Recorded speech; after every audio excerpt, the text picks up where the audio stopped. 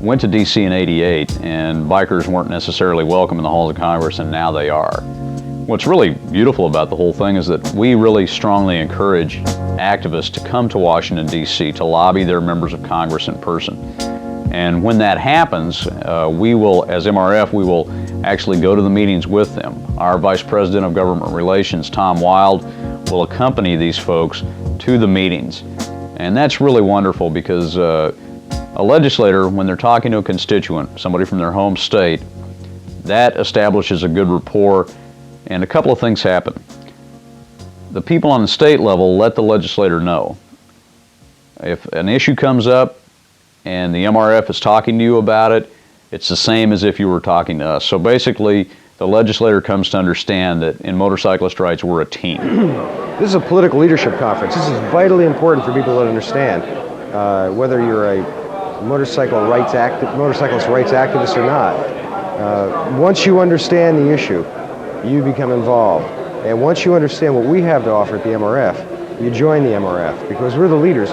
This group of people here, among them are the very founders of the riders' rights movement in this country. So we've got a wealth of political experience. We've got a wealth of information resources. So you got to join, you got to check our website, www.mrf.org. Wealth of information about all these issues we're talking about, from the overbearing NHTSA to the issue of global harmonization to rider access. All these issues are important to you if you want to keep riding safe and riding free.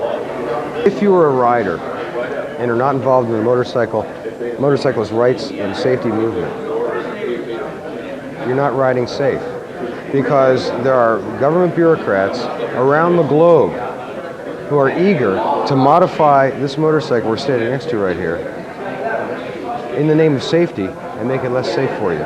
You've got to get involved. Safe riding not just includes good training. It includes more than good practices on the road. Safe riding includes involvement in the movement that guarantees your rights and safety today and next year and into the next century. It's that important. A lawmaker with no experience in motorcycling, if you've never experienced the freedom and the exhilaration of commuting to work on a motorcycle like this, you're missing something. You need to get in touch with your constituency who are riders. You'll find that nationwide we are a voting bloc of 1 million voters strong. And we are totally committed to American freedom on the road, and we're totally committed to American safety, and we have the know-how to help you turn the issue of motorcyclists' rights and safety into a winning campaign issue and a winning public policy issue. Our issues run the gamut from healthcare discrimination, insurance discrimination, transportation issues, safety, personal rights. We're a strong force that can help you win office, and we're also an equally strong force. We're there while you're in the term of office to make wise public policy decisions. We want to work with you, we want to work for you. I've been riding off and on for most of my adult life. There's nothing like it. There's this freedom on the road that you feel, this exhilaration, this joy of life that's unmatched anywhere else in any other activity that I can think of. So when you think of the Motorcycle Riders Foundation, or MRF, think of something else too. MRF also stands for My Ride is Freedom. So join us. If you ride a motorcycle, I'm your lobbyist in Washington. I'm the one who wants to stanch the bleeding. Right now, there's a federal agency in Washington, D.C. that doesn't believe in safer riding for you, it believes in safer crashing for you. Safer crashing, that's their motto. And they're gonna put a helmet on Lady Liberty, and when she goes down and suffers injuries, the blood starts dripping. There's a federal government that denies you health care benefits in case of accident. So when Lady Liberty is wheeled into the hospital, the insurance companies have gotten there first, and she keeps bleeding and bleeding and bleeding. And finally, before she even took off on the American road with her motorcycle, another federal agency, the Environmental Protection Agency, made Lady Liberty a criminal just for staring at her bike with a wrench in her hand. Well, I'm here to tell you, it's time to stop the bleeding. It's time to stop the cuts.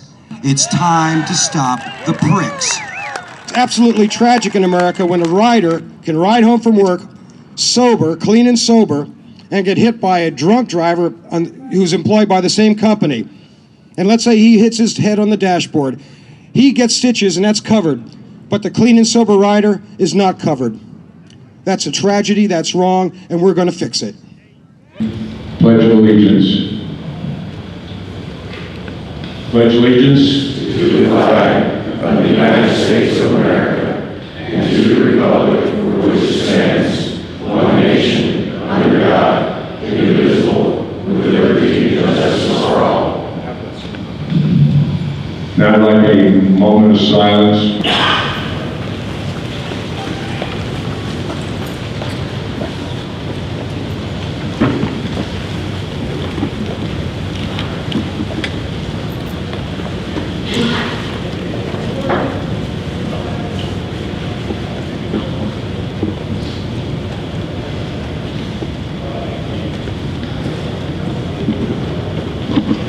Hi, my name is Mark Buckner. I've been active in bikers' rights since the mid-'80s.